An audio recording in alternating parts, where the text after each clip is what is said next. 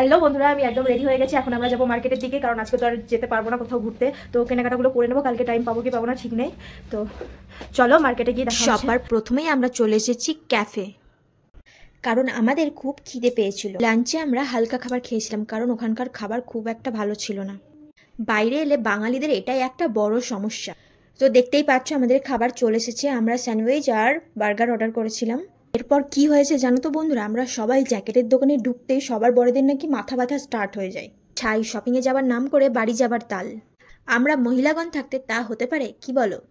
কড়া করে আদা চা খাইয়ে ঘাড় ধরে টানতে টানতে নিয়ে গেলাম ম্যাল রোডে। শপিং তো আজ করবই। এখন আমরা চলে এসেছি ক্যান্ডি শপে। এখানে দেখো কি সুন্দর সুন্দর ক্যান্ডি, মনে হচ্ছে সব কিনে নিই। আর এখানে ক্যান্ডির ট্রিটা দেখো কি সুন্দর লাগছে। এরপর যা হলো, ক্যান্ডির দাম জিজ্ঞাসা করতে আমার ক্যান্ডি খাওয়ার শখ জন্মের মতো ঘুচে গেল। এটা ক্যান্ডি না গোল্ড সেটাই ভাবছিলাম বসে বসে।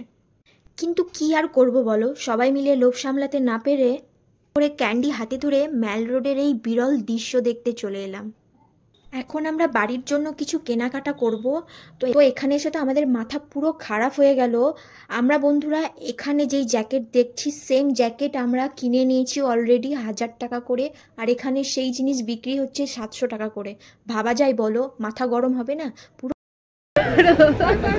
এই কালার দেখো দুটো। দেখো বন্ধুরা কত টুপির কালেকশন। আমি অনেকগুলো টুপি কিনেছি, সেটা তো আমাদের পরে দেখাবো।